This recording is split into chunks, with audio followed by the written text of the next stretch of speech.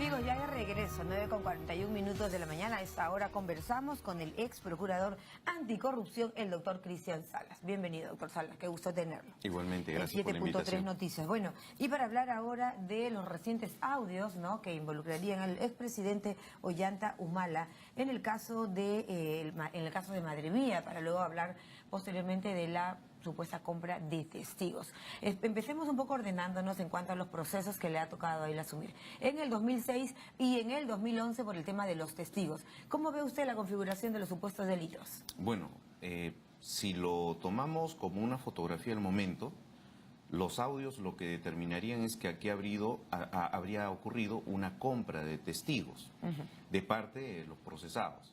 ¿Eso qué delito podría ser? Delito contra la Administración de Justicia, de parte del testigo por declarar falsamente, uno, y de parte de a quienes le pagaron para que cambie su versión.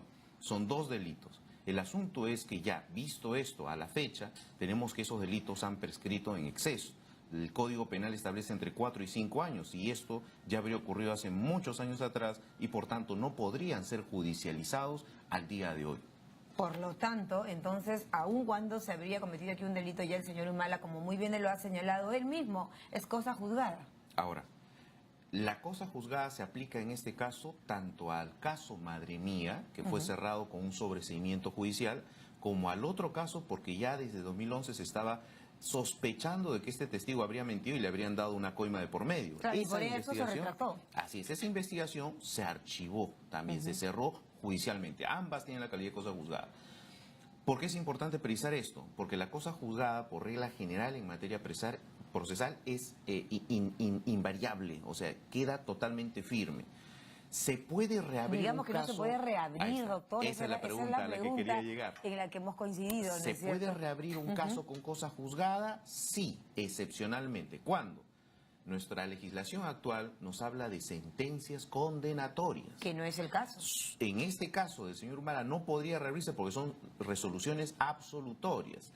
¿Por qué en sentencias condenatorias sí? Ejemplo, y son casos muy puntuales, se llama acción de revisión. Condena a una persona por homicidio y a los 2 años, 3 años de su condena aparece la supuesta víctima viva. Obviamente se tiene que revisar esa sentencia con cosa juzgada porque obviamente hay un dato que enerva la condena. En los casos de absoluciones no se permite eso porque se parte del principio en beneficio siempre del procesado.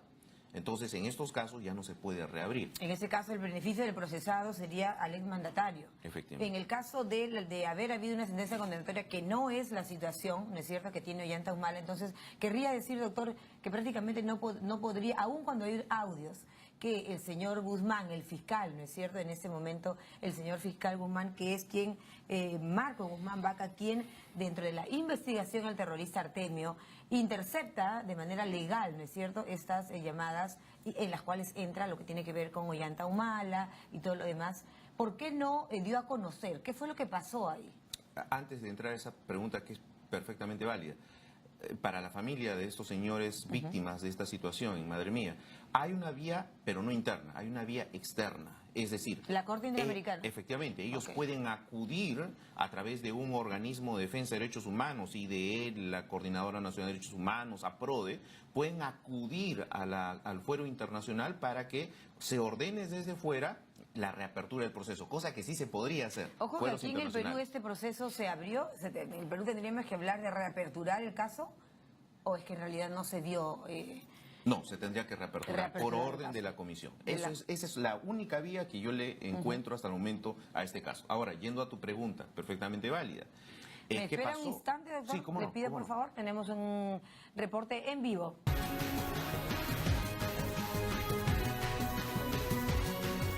Bien, amigos, seguimos con nuestro invitado, es el ex procurador anticorrupción, el doctor Cristian Salas. Doctor, nos quedamos en, digamos, las instancias, ¿no es cierto? Al no haber una sentencia condenatoria, sino una resolución absolutoria, más bien me ha explicado usted, que, digamos, podría reabrir este caso. ¿Qué instancia o qué tendrían, por ejemplo, que hacer las víctimas? La única vía es el fuero internacional.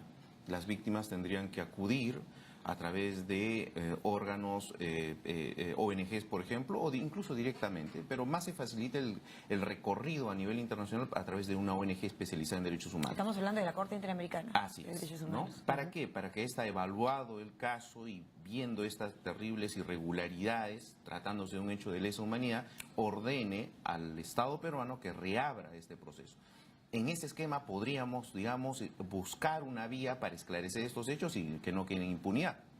Eso es lo que más tememos, ¿no? La impunidad. Sin embargo, doctor, le hago esta pregunta también. Estos testigos, ¿no es cierto?, que supuestamente habrían recibido dinero, ¿no es cierto?, que luego habría, pues, ese señor cambiado su afirmación o su declaración. ¿Sobre la base de qué estaríamos basando esta investigación? ¿En qué tipo de testimonios? ¿Tienen credibilidad o no? Lo que pasa es que en estos casos de desapariciones forzadas obviamente no tenemos cuerpos, no hay cadáver, entonces normalmente los indicios y las declaraciones son los que sustentan probatoriamente los casos. En este caso puntual, me pongo en el lugar de un abogado defensor, yo cuestionaría la credibilidad de esos testigos. ¿Por qué? ¿Por haber recibido dinero? Porque han dado diversas versiones durante el proceso. Y porque más se ha aún, retractado después. son testigos, si es que es cierto lo que se ha planteado, son testigos corruptos, es decir, son testigos que a cambio de dinero moldearon su declaración, en este caso, para inicialmente favorecer al procesado. En este caso, entonces ya pierden peso, pierden credibilidad y el esclarecimiento del hecho se dificulta, ya no ahora por falencias del propio sistema judicial, sino por la propia deficiencia. O sea, de no los habría testigos. sido entonces aquí, o no habría sido, o no sería, digamos, una falla del sistema de justicia, sino en todo caso el problema iría por el lado de los testigos. Efectivamente, o sea, no solo el testigo, sino las personas involucradas para sobornar a estos testigos a efectos de que cambien su versión. Sin duda, conductas delictivas, pero que a la fecha ya prescribieron. Ya prescribe. ¿Cuántos años es? ¿5, 6? 4 y 5 años, Entre 4 y 5 años. Porque ¿Para acá qué hay tipo de- delitos por parte de los dos. Delito contra la administración de justicia por parte del testigo que declara falsamente en proceso judicial y delito contra la administración de justicia por parte de aquel que soborna, ¿no? Ya. Da un beneficio al testigo para que cambie de versión. Vamos recordando un poco cómo fueron los hechos, ¿no, doctor Salas? En el 2006 es que sale a la luz, ¿no es cierto?, si no me equivoco, esta denuncia por el caso Madre Mía, por supuesto, Capitán Carlos, Sí. ¿no es cierto?, que se indicaría al expresidente Ollanta Humala en plena campaña. Ya en el 2011 hay otro tema, es la historia de la compra de testigos, Así es. que es el caso que el señor Humala señala, y su defensa es cosa juzgada. Sí. ¿No es cierto? Hay otro aspecto que quiero preguntarle y es el tema de lavado de activos. ¿Qué tanto puede entrelazarse un caso con el otro? En cuanto al fondo, de ningún modo, pues son hechos totalmente distintos. Pero en materia procesal, el fiscal podría utilizar todos estos datos, ojo, no probados, son simplemente datos indiciarios, para justificar en el supuesto de un pedido de prisión preventiva o de otra medida coercitiva grave, peligro procesal. Porque perfectamente el fiscal podría decirle al juez en ese contexto, oiga, el señor Humala o sea, su la defensa conducta que tuvo. se ha mostrado con esta conducta irregular en otros procesos donde quedó beneficiado. El fiscal podría utilizar eso. Para el caso de lavado de activos. Así es. O el caso del gasoducto sur, donde también seguramente estará Odebrecht. involucrado. Sí. Odebrecht, concretamente. Sí. Ya, de manera que le pregunto esto porque estamos viendo, digamos, a un exmandatario con varios temas, con varios procesos, si bien es cierto en el primero, hay un tema que quizá tengamos que abordar y es la sentencia ya de tipo, no sé si política, de tipo moral, que ¿cómo lo ve usted? Bueno, y ese es un ámbito que no me corresponde como abogado, sino ya como ciudadano. ¿Qué podríamos decir? Que el mandatario, el exmandatario, pues pierde peso en relación a la validez de sus versiones, ¿no es cierto? O sea, políticamente la percepción, ¿cuál es desde la ciudadanía? Es que se está mintiendo desde un primer momento, desde cuando era candidato, y que de pronto ese conjunto de mentiras permanece hasta ahora, y eso lo hace perder credibilidad, que es el gran plus de un político. Claro, es un gran plus de un político, más aún si de pronto tiene aspiraciones, ¿no es cierto?, en el futuro a continuar en el tema de política. Pero aquí lo que preocupa, y se lo preguntaba antes, ¿qué pasó con el fiscal Guzmán? Si se autorizó las interceptaciones telefónicas en el marco de la investigación contra el terrorismo, valga decir, con el caso del Eleuterio Flores, Artemio, y ahí entró a tallar la comunicación de Ollanta Humala. Necesito, ¿por qué no lo dijo? ¿O lo dijo? ¿O qué pasó ahí? Esto también es un ámbito muy interesante y que creo que Fiscalía de Nación debe de investigar. Eso sí corresponde institucionalmente a la Fiscalía de Nación para ver sobre todo responsabilidades administrativas y disciplinarias. La medida de levantamiento del secreto de las comunicaciones, la interceptación propiamente dicha de comunicaciones, tiene todo un procedimiento.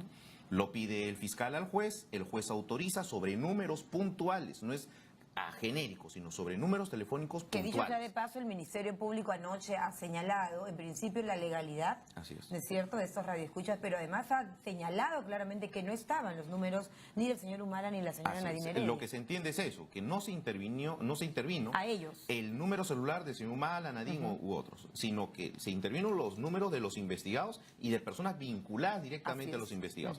En esas comunicaciones de estos señores intervenidas, ¿pudo haber una comunicación al señor Ollantumala, candidato en aquel entonces? Sí. Y por tanto, ¿pudo ser captada, grabada, incluida en la investigación? Sí. Ya, eso lo conoció el fiscal Guzmán ¿cuándo? ya. A través de lo que hacía aquí, la Vamos Policía al Nacional. procedimiento. Ya el juez autoriza, la policía es todo un sistema especial policial que se encarga de ello, supervisada siempre por un fiscal, que es el fiscal recolector, ¿sí? Siempre está ahí presente. La policía lo que hace es inmediatas transcripciones de lo que va escuchando y va emitiendo esos reportes para que el fiscal vea cuáles son las relevantes para su caso y cuáles son las que nada tienen que ver. La pregunta es, el fiscal no conocía, digamos, de esos aspectos que estamos hablando todavía siempre en hipótesis, ¿no?, que habrían involucrado a un candidato a la presidencia en ese momento. Era imposible que no lo conozca, porque está la comunicación y está la transcripción. ¿Qué es lo que se debe hacer en esos casos? En ese momento? Dos vías. Si son comunicaciones de índole particular, privado, sobre relaciones íntimas y demás, se descartan y se eliminan. Si son conversaciones que no tienen nada que ver con el hecho investigado, pero sí vislumbran un presunto delito, otro hecho, lo que tiene que hacer el policía es informarle eso al fiscal y el fiscal inmediatamente remitirlo a otro despacho para que se pueda hacer la investigación con conocimiento de la autoridad judicial. Con aprobación de la autoridad. ¿Se hizo? Eso en este caso no se habría hecho. Y hay un vicio que tendría que ser investigado desde la Fiscalía de la Nación. Más aún en un escenario en el que se hablaba pues de personas en la política. Y otra cuestión, ¿no? He escuchado que el fiscal que estuvo a cargo ha señalado que no hizo nada respecto a estas conversaciones vinculadas al señor Humala. ¿Por qué? Porque no era materia de su investigación. Y eso es una clara renuncia, adjudicación a su deber funcional, o sea, yo como me río sin ser experta, como no estoy investigando violación, si no estoy investigando homicidios, entonces no comunico nada. No, eso es falso. Aquí el fiscal estuvo en la obligación de remitir esto inmediatamente a otro fiscal con conocimiento y aprobación del juez. Claro, porque evidentemente a la luz de los hechos y de los años que han pasado, este tema ya prescribió, pues. Claro. Pero en ese momento habría sido un tema... La historia hubiera cambiado. ¿Habría podido llegar a ser presidente el señor Humala? Difícilmente, pero era uno de los grandes cuestionamientos en ese momento en campaña. En campaña, sí. ¿no? Bueno, hay varias cosas. ¿Qué abogado tuvo en ese instante? No recuerdo quién fue. ¿Era el señor Chejade o el señor Roy Gates en la primera instancia, madre mía? Chejade creo que asume 2 años después, esto es 2006.